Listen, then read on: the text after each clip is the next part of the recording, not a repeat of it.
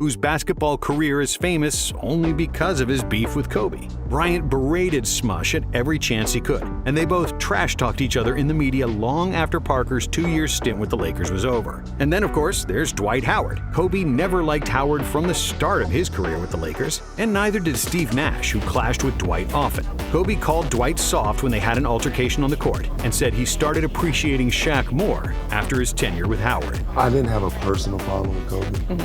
I just think that we were on two different levels mentally.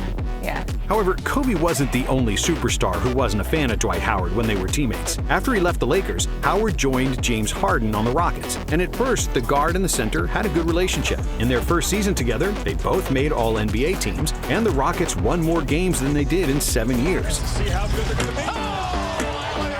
But towards the end of their 3-year tenure, the situation became unbearable, and the two future Hall of Famers weren't on speaking terms. I don't think me and James was close, and I don't know what happened. When a new player joined the Rockets, they supposedly had to join camps, as people who were good with Dwight weren't friendly with James, and vice versa. There were never big confrontations between Howard and Harden, no fistfights, or even media jabs. The beef between James and Dwight was always passive-aggressive, even on the court, where Harden refused to pass the ball to Howard, and then claimed that he didn't see him. On the other hand, Howard was intentionally setting bad screens for Harden in order for James to get hit by the opposing center. Even though those claims were never proven, when there's smoke, there's usually fire, and it was painfully clear that their relationship had run its course after the 2016 season.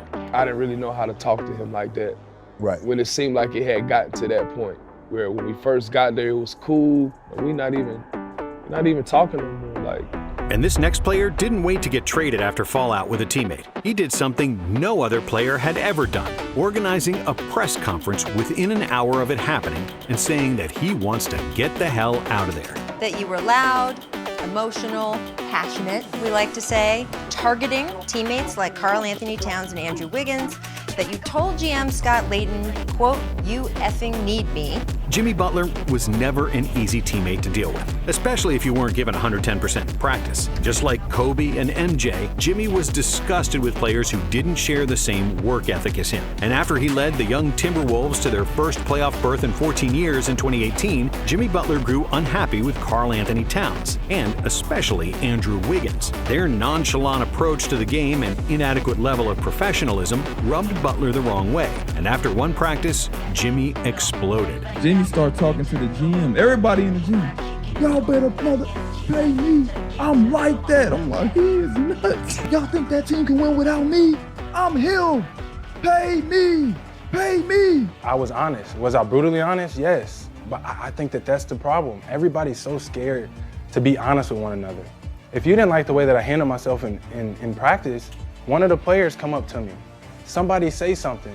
Anybody. I'm not going to take it offense. It's not personal. Ultimately, the situation between Jimmy and the two young stars became unbearable until Butler's trade request was finally granted. But this next beef is the strangest of them all, and arguably one of the most famous ones of all time. During the 2016 NBA season, D'Angelo Russell was a brash young rookie, living his dream after the Lakers selected him with the 2nd overall pick. D'Angelo became good friends with Nick Young, and the two hung out a lot. Because they had that friendship where they just always bothered each other. They always ran pranks. Yeah. And they just went too far. During one night on the road, Russell kept asking Swaggy P about his romantic exploits. But what Young didn't know was that D'Angelo was recording it all. I thought it was just asking questions, like being a rookie. You know how the rookie just asks best questions.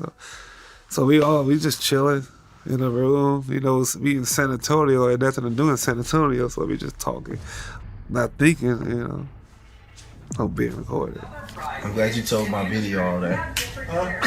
Not thinking that the conversation would ever leave the room, Swaggy P kept yapping about different women he slept with, despite being engaged to rapper Iggy Azalea. Do you know how that video got out? Because he didn't actually post it himself, did he? He said he did it, but I don't know how else it got out. Under unknown circumstances, the video somehow got posted online, seriously breaching the locker room code and effectively ending Young's relationship with his fiancée. You thought you had good ones. Then you got snitched on. You find out that Russell snitched. God